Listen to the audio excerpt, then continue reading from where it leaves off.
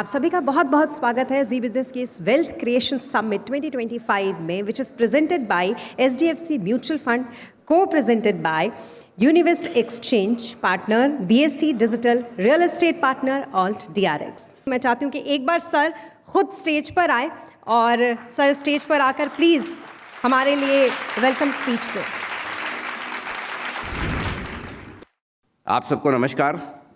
4 करोड़ से 18 crore demat account होने की ये यात्रा एक शुरुआत है और इस शुरुआत को हम कितना आगे ले जा सकते हैं, इसके लिए हमने प्रयास किया कि लोगों को ये बताया और ये सिखाया जाए, जिस तरह से दिन रात आप लगे रहते हैं, क्या आपका पैसा भी आपके लिए उतना ही सोचता है और उतना ही काम करता है? कभी ये सवाल अपने आप से पूछिएगा। अगर इसका जवाब ना मिले या जवाब ना में मिले तो फिर इसका मतलब क्लियर है कि आप बचा तो रहे हैं, लेकिन बचे हुए पैसे से पैसा नहीं बना रहे हैं, और बचे हुए पैसे से पैसा बनाने की इस कला को ही हम कहते हैं वेल्थ क्रिएशन। तो अब इसको आगे बढ़ाते हैं इस कार्यक्रम को, और सबसे पहले मैं मंच पे बुलाना चाहूँगी उन्हें जो फाइनेंशियल मार्केट की दुनिया का जाना पहचाना नाम है, बॉम्बे स्टॉक एक्सचेंज के chief business officer mister Sunil Ramrakhiani. Please welcome sir on stage. और सर उनका वेलकम करने के लिए मैं चाहूँगी अनिल सर आप आए, और साथ ही मिस्टर करण अभिषेक सर, CEO जी मीडिया कॉर्पोरेट लिमिटेड के, यानी कि ZMCL के CEO मिस्टर करण अभिषेक सिंह सर, आप भी प्लीज़ स्टेज पर आए।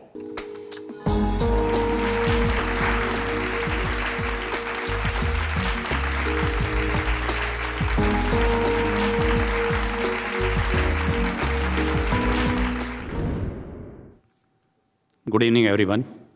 हम अपना पूरा समय, सबसे ज़्यादा समय एनर्जी और एक्सपर्टीज़ यूज़ करते हैं एक स्टेबल इनकम अर्न करने के लिए। मेरा मानना है केवल स्टेबल इनकम से आपकी वेल्थ क्रिएशन नहीं होगी। अगर हमको अपनी रियल वेल्थ बनानी है तो हमारे को उस पैसे कमाए हुए को उतना ही हार्ड काम करवाना पड़ेगा, जो अनिल जी ने शुरू में कहा, जितनी मेहनत हम अपना पैसा कमाने के लिए कर रहे हैं। इसका मतलब है कि हमको ऐसे अपॉर्चुनिटीज़ ढूंढना पड़ेगा जहाँ पे हमारा पैसा हमारी मेहनत से कमाया हुआ धन को और वृद्धि कर सके। ये कहाँ से वृद्धि हो सकती है? एक अपॉर्चुनिटी है शेयर बाज़ार, इक्विटी मार्केट्स। अपने आप को एजुकेट करते रहिए। आज सबसे ज़्यादा एक्सपर्ट्स, देश के बेस्ट एक्सपर्ट्स आपको यहाँ स्टेज पे मिलेंगे। सुनिए, समझिए, उनके एक्सपीरियंसेस से लर्न करिए। हर किसी को इंतजार इस बात का है कि कब हम इस गुरु मंत्र को शुरू करेंगे, जहां से हमें वेल्थ क्रिएशन के गुरु मंत्र मिलने शुरू होंगे। Anil sir and Navneet sir, तो मुझे लगता है हर कोई अब सुनना चाहेगा उनको, तो इसलिए मैं चाहूँगी कि ये राउंड जो है फायर साइड चैट का, वो शुरू किया जाए। वेल्थ क्रिएशन समिट में आज के पहले फायर साइड चैट में आप सबका बहुत बहुत स्वागत है। तो सबसे पहले लोग ये समझना चाहते हैं कि 25,000 हो गया है निफ्टी, बाज़ार इतना तेज़ हो गया है। हम तो 2020 में लगाना चाहते थे, मिस करके 2025 आ गया, 25,000 भी हो गया। लेट तो नहीं हुए ना? अभी पिछले हफ्ते ही जैसा नीति आयोग ने कहा कि हम चौथी सबसे बड़ी अर्थव्यवस्था बन गए हैं, $4 ट्रिलियन से ऊपर की इकोनॉमी हो गई है, और जैसा प्रधानमंत्री कहते हैं कि 2047 में हम सब भारत को एक विकसित भारत बनता हुआ देखेंगे, तो उस समय जब 20, 25, 30 पता नहीं, डिपेंड करता है 1-2% ऊपर नीचे ग्रोथ कैसी रहती है, तो अगर 25-30 ट्रिलियन डॉलर की इकॉनमी हुई, आज $4 ट्रिलियन की इकॉनमी पे हमारा करीब मोटा मोटी 5 ट्रिलियन के आसपास का मार्केट कैप है। मुझे लगता है भारत की जैसी अर्थव्यवस्था है, अमेरिका जैसा एक ही मार्केट, दूसरा है पावर, जो कंपाउंडिंग स्टोरी है, तो उस समय कम से कम 25-30 ट्रिलियन डॉलर का मार्केट रहेगा। तो अगर 25 है तो $20 ट्रिलियन का वेल्थ क्रिएशन हो रहा है। इतना पैसा और बनना है। अब उसमें हमें निर्धारित करना है कि हम उसका फ़ायदा कैसे उठा सकते हैं। तो हमारा बड़ा सौभाग्य है HDFC म्यूचुअल फंड का कि आपके साथ जुड़े इस वेल्थ क्रिएशन समिट में। हमारा तो मिशन ही यही है, to be the wealth creator for every Indian. तो नवनीत जी, ऐसा अगले 20-25 सालों में क्या बदल जाने वाला है कि हम 20-25 ट्रिलियन डॉलर की वेल्थ बनाएंगे? एक जेफ बेजोस का है कि लोग मेरे से पूछते रहते हैं क्या बदलेगा, क्या चेंजेस होंगे, और मैं हमेशा सोचता रहता हूँ क्या नहीं बदलेगा। तो बहुत सारी चीज़ें बदलेगी। अगले 20-25 सालों में करीब 17-18 करोड़ लोग भारत की वर्कफोर्स को ज्वाइन करेंगे, और उतने ही लोग चाइना की वर्कफोर्स से निकल जाएंगे। तो अगले 25 साल अगर आप विश्व को देखोगे तो सबसे बड़ा कंज्यूमर बेस यही है और सबसे बड़ी लेबर सप्लाई भी यही है। तो अगले कई वर्षों तक अगर अर्थव्यवस्था अच्छी करती रहती है, और जैसा मैंने कहा कि अमेरिका जैसा भारत ही एक ऐसा देश है जहाँ पर अर्थव्यवस्था एक अच्छी गति से बढ़ती रहती है, और अगले कई वर्षों तक मुझे लगता है अब हमारे जीवन में यही इकोनॉमी रहेगी जो वर्ल्ड की फास्टेस्ट ग्रोइंग इकोनॉमी रहेगी। एक यहाँ का कॉर्पोरेट सेक्टर है, एंटरप्रेन्योर है जो उस ग्रोथ को कन्वर्ट कर पाते हैं उनके रेवेन्यू में और उनके प्रॉफिट में। एक शेयर बाजार है, तो ऐसा बहुत कम देशों में हुआ है। आई थिंक यही स्टोरी है भारत की कि ग्रोथ होएगी और ग्रोथ में आप पार्टिसिपेट कर सकते हो। वेल्थ क्रिएशन में कई लोगों को लगता है कि म्यूचुअल फंड्स में पैसा लगाएंगे तो बहुत धीरे धीरे थोड़ा थोड़ा बढ़ता है। ऐसा डायरेक्ट इक्विटी में, डायरेक्ट स्टॉक्स में इन्वेस्ट करेंगे तो वेल्थ ज़्यादा बनेगी, ये सच है या मिथ है? ये 6 महीने के बाद भी लग रहा है ऐसा किसी को? कोई है इधर यहाँ पर? किसको दिख रहा है? अनिल जी देखिए, मतलब यहाँ और भी फंड मैनेजर्स बैठे हैं, जिस तरह से इंडस्ट्री ने डिलीवर किया है, अब मुझे लग रहा है कि ये पिछले 6 महीने का जो करेक्शन था वो कोई अनएक्सपेक्टेड नहीं था। हमने भी बोला है साल भर पहले जब भी आपके शो पर आए, हमेशा कहा है कि बाज़ार में वैल्यूएशन ज़्यादा है, सब कुछ अच्छा है, इंडिया का मैक्रो अच्छा है, इंडिया में इकोनॉमिक स्टेबिलिटी है, पॉलिटिकल स्टेबिलिटी है, सोशल स्टेबिलिटी है, फाइनेंशियल स्टेबिलिटी है, बैलेंस शीट अच्छी है, बट वैल्यूएशन ज़्यादा है और ग्रोथ के हिसाब से। और थोड़ा सा ग्रोथ में डिसअपॉइंटमेंट आया, वैल्यूएशन ज़्यादा थे तो करेक्ट होना लाजमी था। पिछले 6 महीने में हमने करेक्शन भी देखा, अभी थोड़ा सा वापस बाज़ार में रिकवरी आई है। लेकिन ये तो पक्का है, मुझे ऐसा लगता है कि ज़्यादातर निवेशक जिन्होंने डायरेक्ट इन्वेस्ट किया है और म्यूचुअल फंड में भी लगाया, उनका एक्सपीरियंस म्यूचुअल फंड के साथ ज़्यादा अच्छा रहा है। ये जो आजकल नई जनरेशन है, जेन जी, इनको तो लगता है मैं कमा रहा हूँ, मैं बचा रहा हूँ, मैं इन्वेस्ट कर रहा हूँ और इसका फ़ायदा मुझे ही मिलना चाहिए। मैं पीछे कहाँ सोचना इतना लंबा। उनको भी चाहिए तो उनको भी बहुत बड़ा है। अगर वो आज 25, एक तो बहुत अच्छा है जो जेनजी जो मुझे बोलते हैं, मेरे को तो बहुत अच्छे लगते हैं। मेरे को कितनी एस्पिरेशनल जनरेशन है ये, कितनी मुझे कहूँगा एक एंगेज्ड जनरेशन है, जानना चाहती है, समझना चाहती है, निवेश करना चाहती है, रिस्क लेना चाहती है, बिकॉज उनका जो एक ऑप्टिमिस्टिक व्यू है कंट्री पे, एक ऑप्टिमिस्टिक व्यू है हमारी अर्थव्यवस्था पे, हमारे बाज़ारों पे, तो वो रिस्क ले रहे हैं इस एज में। थोड़ा बहुत एक्सपेरिमेंट करें, धीरे धीरे सीख जाएंगे, बिकॉज जानना चाहते हैं। मुझे लगता है कि आज ये एज में बहुत, मैं तो थोड़े से ही लोग होंगे ऐसे जिन्होंने पहले निवेश कर लिया, बाकी तो एक जनरेशन ने पूरा एक मिस कर दी अपॉर्चुनिटी। ये जनरेशन मिस नहीं करेगी इस अपॉर्चुनिटी को, और अगर वो 25 साल की एज में इन्वेस्ट कर रहा है तो भी उसको भी अगले कई दशकों तक करना है, बिकॉज उसको भी कई दशकों तक बाद में पैसा चाहिए। आपने सारी अच्छी बात, ऐसा लगता है दोनों चीज़ें हैं, वो ज़िंदगी ना मिलेगी दोबारा, यू ओनली लिव वंस, ऐसा लगता है कि नई जनरेशन है। सबसे ज़्यादा SIP आज आप देखोगे काउंट्स में, अमाउंट में कम है, बिकॉज उनकी कमाई कम है तो उनकी बचत भी कम है। सबसे ज़्यादा नंबर आप देखोगे तो वो जो कोहोर्ट है जो 18 साल से 25-27 साल वाला, वो बहुत तेज़ी से इंक्रीज़ हो रहा है। पहले नहीं था इंडस्ट्री में, एवरेज एज 40 के ऊपर की थी जो निवेशकों की थी, तो वो धीरे धीरे कम हो रही है। तो मैं यही चाहता हूँ एक्चुअली, ये जनरेशन बहुत फास्ट है हर चीज़ में, सोच में, एग्जीक्यूशन में, रिस्क लेने में, है ना, पैसा लगाने में भी डरते नहीं और रिटर्न भी फटाफट चाहिए। तेज़ी होनी तो भी जल्दी हो जाए, मंदी होनी तो भी होके ख़त्म हो, राइट। तो ये 2020 के बाद से जो नए अभिमन्यु उतरे हैं महाभारत में के चक्रव्यूह में, इनके लिए क्या मैसेज है? आपको लग रहा है अभिमन्यु, मेरे को लग रहा है कृष्ण है सब। आई सी अ कॉन्फिडेंट जनरेशन। मुझे लगता है कि आप तो बच्चियों को देखो, छोटी बच्चियों को देखो आज आप, मतलब कहाँ से वो अलीगढ़ डिस्ट्रिक्ट से, कहाँ मतलब वो अलवर डिस्ट्रिक्ट से आ रही है, काम कर रही है। मेरे ऑफिस में देखता हूँ, मुझे लगता है ये भविष्य है भारत का। अगर मैं इन्वेस्ट करूँगा ना 25, 30, 50 साल के लिए इस देश में, तो मैं बच्चों को देख करके करता हूँ, और ख़ास करके बच्चियों को देख करके करता हूँ। वो कर रहे हैं बिकॉज उनमें एक एक्साइटमेंट है और उनके अंदर एक, जैसे मैंने कहा कि एंगेज होना है उनको। वो सोशल मीडिया पे एक्टिव हैं, वो आपको देखते हैं, वापस आपसे सवाल पूछते हैं, ये क्यों नहीं करूं, क्यों मैं फ्लेक्सी कैप ही लेऊँ, 30 साल का ट्रैक रिकॉर्ड है मेरा, तो ये सेक्टर पे व्यू है, मैं सेक्टर फंड क्यों नहीं लेऊँ, मैं ये क्यों नहीं करूँ। पर अच्छा है वो, मुझे लगता है कि एटलीस्ट एक उनके अंदर एक ऑप्टिमिज़म है, उनके अंदर एक रिस्क एपेटाइट है, बिकॉज उनका एक पॉजिटिव, मैं कहूँगा कि नज़रिया है वो।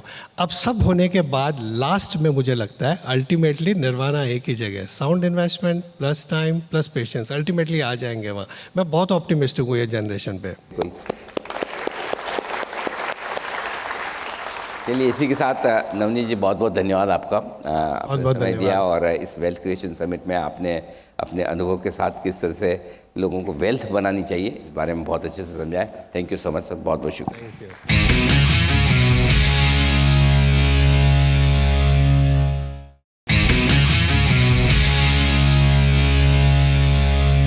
आप सबका बहुत बहुत स्वागत है। नीलेश भाई, शुरुआत यहीं से करते हैं कि चूँकि हमारी वेल्थ क्रिएशन समिट है, सबको पता है नीलेश भाई कि हाँ इक्विटी में पैसा बनता है, बनेगा भी, लेकिन जो अप्रोच आमतौर पे निवेशक करते हैं उसमें कहीं ना कहीं गलतियाँ रह जाती। क्या सबसे बड़ी मिस्टेक्स है इक्विटी में इन्वेस्टमेंट को लेकर जिससे बचना चाहिए? मेरे हिसाब से इन्वेस्टमेंट बहुत कॉमन सेंसिकल है, बट लोग अपनी कॉमन सेंस यूज़ नहीं करते हैं। For example, it is as simple as this: before investing in any company, just ask two questions.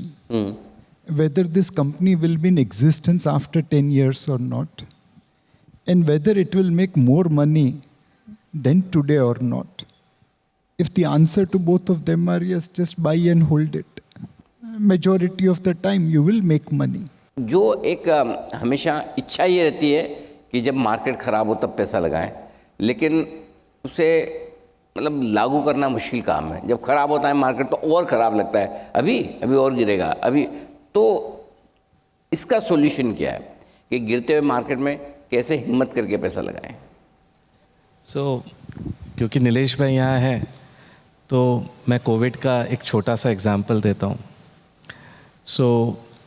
22-23 मार्च या 24 मार्च था, सब डरे हुए थे, तो मैंने एक शाम को सर को फ़ोन किया कि सर हमें लगता है कि अपने को अग्रेसिव कॉल अब लेना का समय आ गया है। तो बोला आपको क्यों लगता है? मैं बोला अगर सब मर रहे हैं तो मरने का फिर तो वो जो पैसा बचा के भी क्या करेंगे, वो तो डायलॉग है वो तो कुछ होगा नहीं।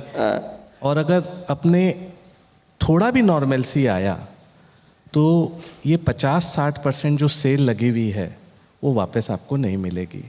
तो उस समय आपको एक कॉल लेना है कि सेंटिमेंट क्या है, भाव क्या है, और ये भाव अगर थोड़ा भी ठीक हुआ तो कैसे मिलेंगे। और अच्छी कंपनियां इसी क्राइसिस में आपको मिलती हैं। नहीं तो हम कंप्लेन करते रहते हैं वैल्यूएशन वैल्यूएशन वैल्यूएशन, लेकिन जब क्राइसिस का टाइम आता है तब आपका रियल कन्विक्शन आता है कि ये प्रमोटर अच्छा है। ये ट्रांजिटेंट इशू है, हर कंपनी इस साइकिल से निकलती है। मनीष सर, आपसे जानना चाहता हूँ ये कि सबको आसान नहीं कि ये शेयर खरीद लें, इसमें ये कन्विक्शन हो, ले भी लेंगे तो 10, 20, 25, 50% बढ़ जाता तो अरे बहुत हो गया, हमने तो कभी इतना देखा ही नहीं, ये किस्मत में 2, 5, 10 गुना करने की तो सोचते ही नहीं है। तो फिर ऐसे सिचुएशन में क्या म्यूचुअल फंड्स बेहतर हैं, और यदि हाँ तो फिर किस तरह के फंड्स इन्वेस्टमेंट के लिए इन्वेस्टर्स को चुनना चाहिए ताकि उनकी वेल्थ बनती रहे?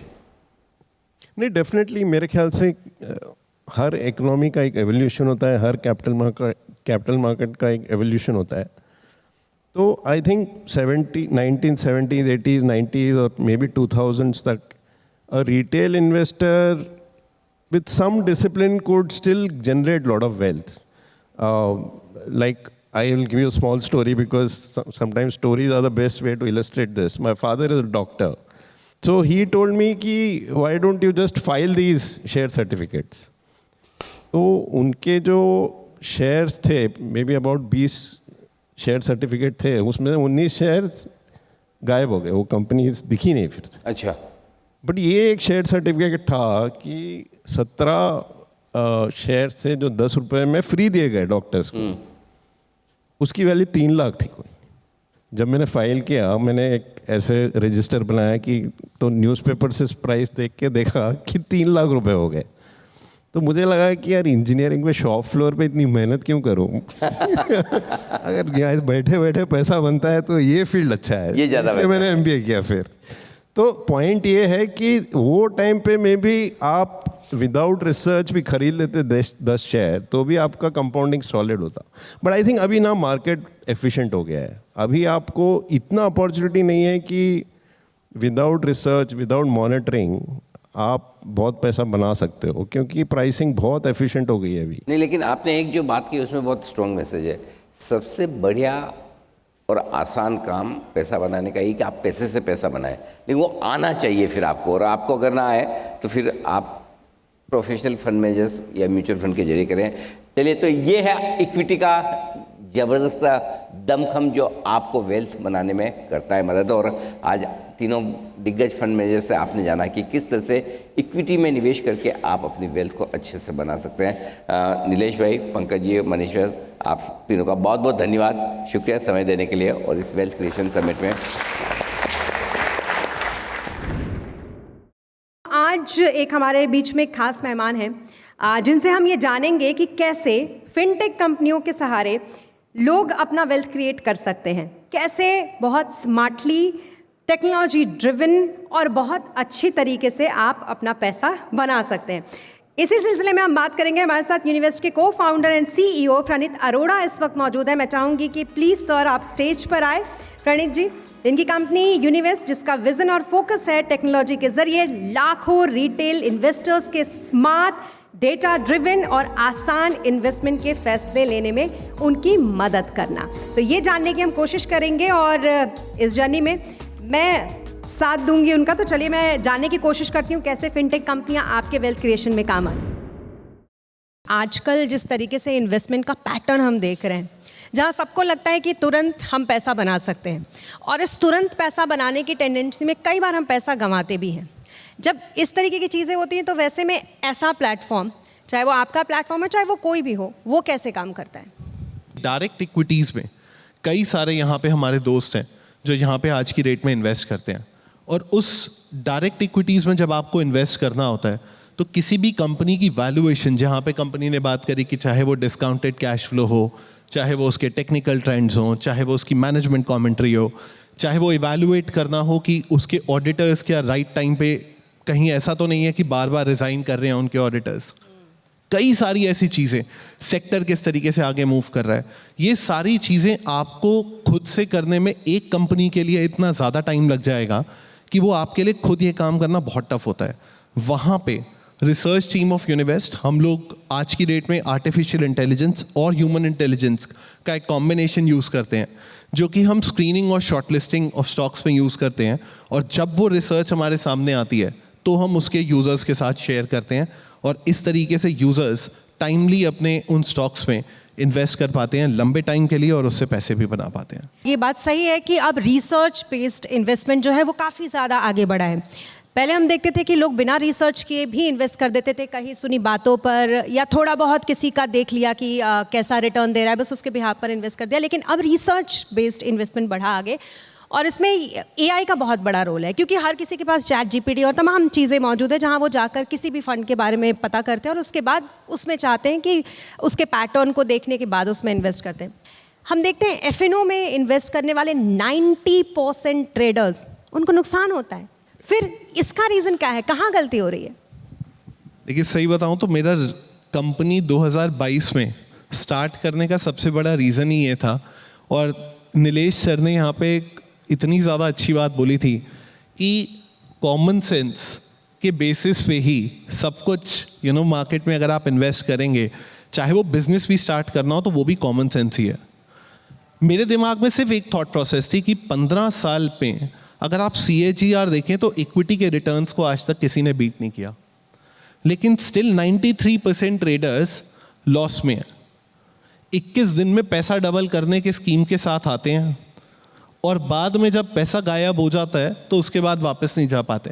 सो ये दो प्रिंसिपल्स अगर लाइफ में रखिए, right financial literacy and always follow the discipline, तो आप ट्रेडिंग से भी पैसा बना सकते हैं, और वही 7% ट्रेडर्स जो पैसा बना रहे हैं वो काफ़ी ज़्यादा बना रहे हैं। थैंक यू सो मच, आपसे बात करके बहुत अच्छा लगा, और मैं उम्मीद करूंगी कि ये जो आपने आज गोल्डन टिप्स दिया है वो ज़रूर लोग फॉलो करें। फिरोज सर, पूजा जी और हर्षवर्धन सर, आप तीनों का बहुत बहुत स्वागत है। वैसे म्यूचुअल फंड सही है, इंश्योरेंस ज़रूरी है, आजकल ये सब चीज़ें तो बहुत चल रही है, लेकिन क्या वाकई में एक फाइनेंशियल एडवाइज़र भी ज़रूरी है? आई थिंक अनिल सर, मेरे हिसाब से फाइनेंशियल एडवाइज़र ज़रूरी है। जैसे अमाउंट बढ़ती है वैसे जज्बात बढ़ते हैं, तब एक साथी की ज़रूरत पड़ती है। देखो, शॉर्ट टर्म से गुजर के ही लॉन्ग टर्म आता है, सो एडवाइज़र का ये सबसे महत्वपूर्ण, ये अच्छा सेंटेंस, कोई शॉर्टकट नहीं है, गुजर के ही लॉन्ग टर्म बनता है, right? So that's why adviser ज़रूरी है। लेकिन पूजा, क्या आपको लगता है कि न सिर्फ इक्विटी बल्कि पूरा पोर्टफोलियो, पूरे सब तरह के इन्वेस्टमेंट्स म्यूचुअल फंड के जरिए मैनेज किए जा सकते हैं? नॉर्मली हम एक लेवल पे आ गए हैं डाइवर्सिफिकेशन के। सबको इतना तो पता है कि एक जगह पे पैसा नहीं डालना है। राइट। अब म्यूचुअल फंड एक ऐसा ज़रिया है जहाँ पे हम पीछे बैठे हैं गाड़ी में, गाड़ी कोई चला रहा है फंड मैनेजर, उसे रास्ता पता है, हम सही गाड़ी में बैठे हैं, ये हमें डिसाइड करना है with the help of the adviser या एक्सपर्ट।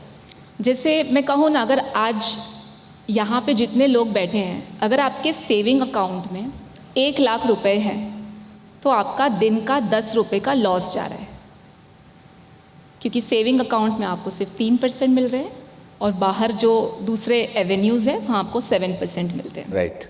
सो हमें स्मार्ट इन्वेस्टिंग करनी है, एट द सेम टाइम हमें सब कुछ डाइवर्सिफाई करना है। जो नेक्स्ट जनरेशन, नई जनरेशन है, जेन ज़ी है, उनके लिए आज से मैं जानना चाहता हूँ। बेसिकली उनको ये लगता है कि अगर हमने टैक्स प्लानिंग कर ली, मतलब हमारी फाइनेंस की, हमारी इन्वेस्टमेंट की प्लानिंग होगी, हमारा पर्सनल फाइनेंस सेट है, जितना हम टैक्स बचा सकते हैं, जहाँ जहाँ बचा सकते हैं बचा लिया, हमारा काम हो गया। क्या वाकई में इन्वेस्टिंग और टैक्स प्लानिंग को एक समझना सबसे बड़ी भूल है और सबसे बड़ा नुकसान वही कर रही है? Absolutely right. इनफैक्ट आपने जो सवाल पूछा ना अनिल जी, उसी में जवाब है। टैक्स प्लानिंग एक टोटली डिफरेंट टॉपिक है और investment and wealth creation totally different है। अगर आप ये सोचते हैं कि टैक्स प्लानिंग कर ली मैंने तो उसके वजह से मुझे इन्वेस्टमेंट का बेनिफिट मिल गया, तो वो एब्सोल्युटली गलत है। इनफैक्ट आपने क्या किया कि साइड डिश को देख के आपने मेन डिश छोड़ दी। जब आप इन्वेस्टमेंट जर्नी शुरू कर रहे हैं, मैं ये आपसे कहूँगा कि बिल्कुल भी टैक्स के बारे में ना सोचें। इंडिपेंडेंटली एक प्रोडक्ट को इवैल्यूएट करें कि क्या मैं इस प्रोडक्ट में इन्वेस्ट करता अगर इसमें कोई और टैक्स बेनिफिट नहीं होता। अगर जवाब हाँ है तो ही इन्वेस्ट करेंगे। तो नेवर मिक्स इट। उससे क्या होगा कि आप अपना जितना नुकसान करेंगे उसकी आपको कल्पना भी नहीं है। फिरोज सर, पूजा जी और हर्षवर्धन सर, आपको बहुत बहुत धन्यवाद इस वेल्थ क्रिएशन समिट में हमारा साथ देने के, और आप सबका भी बहुत बहुत शुक्रिया आज हमारा साथ देंगे। Thank you so much. धन्यवाद।